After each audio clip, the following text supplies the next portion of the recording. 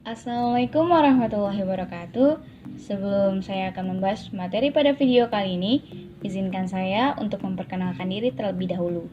Perkenalkan, nama saya Reza Fazira dari Universitas Mercu Buana. Nah, di mana pada video kali ini saya akan membahas mengenai industrialisasi terhadap perekonomian Indonesia. Nah, sebelumnya di sini saya akan membahas mengenai sejarah sektor industri Indonesia, di mana pada tahun 1920-an industri modern di Indonesia semuanya dimiliki oleh orang asing, walau jumlahnya hanya sedikit. Industri kecil yang ada pada masa itu berupa industri rumah tangga seperti penggilingan padi, pembuatan gula merah, rokok kretek, kerajinan tekstil, dan sebagainya tidak terkoordinasi dengan baik. Selanjutnya, di masa Perang Dunia Kedua, kondisi industrialisasi cukup baik. Namun setelah pendudukan Jepang keadaannya terbalik. Setelah Indonesia merdeka, mulai dikembangkan sektor industri dan menawarkan investasi walau dalam tahap percobaan. Pada tahun 1951, pemerintah meluncurkan RUP, Rencana Urgensi Perekonomian.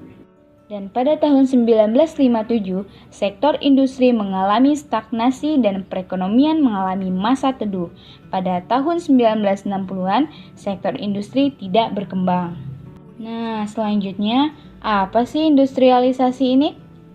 Industrialisasi merupakan suatu proses interaksi antara pengembang teknologi, inovasi hingga spesialisasi pada saat melakukan produksi dan perdagangan antar negara satu dengan negara lainnya, yang kemudian sejalan dengan peningkatan pendapatan per kapita yang akan mendorong perubahan struktur perekonomian suatu negara.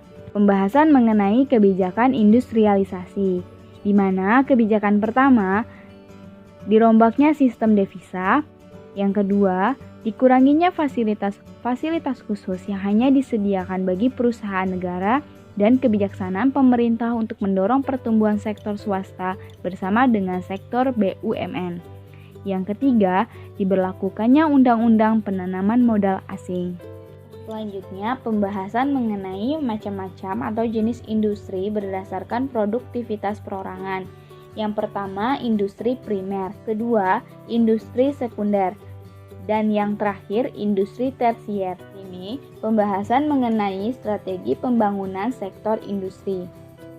Strategi yang pertama, strategi substitusi impor. Kedua, strategi promosi ekspor. Di sini, pembahasan mengenai faktor-faktor pembangkit dan penghambat industri di Indonesia. Faktor pembangkitnya meliputi yang pertama struktur organisasi, yang kedua ideologi, yang ketiga kepemimpinan. Sedangkan faktor penghambatnya, yang pertama keterbatasan teknologi, yang kedua kualitas sumber daya manusia, yang ketiga keterbatasan dana pemerintah.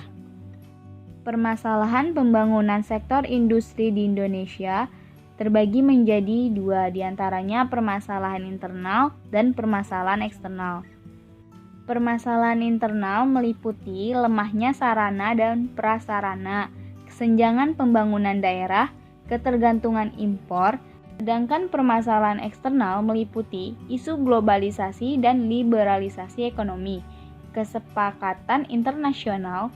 Selanjutnya, pembahasan mengenai pertumbuhan ekonomi Indonesia sepanjang tahun 2019.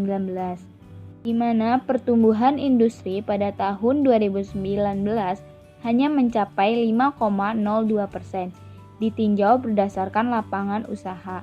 Badan Pusat Statistik melaporkan pertumbuhan industri pengolahan kuartal 4 tahun 2019 turun menjadi 3,66%.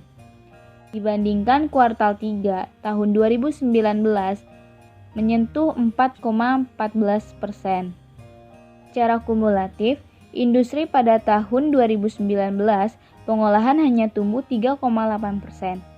Sedangkan pertumbuhan pada tahun sebelumnya sebesar 4,27%.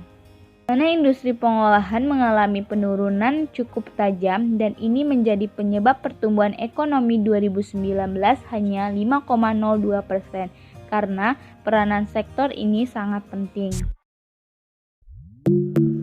Cukup sekian penjelasan materi mengenai spesialisasi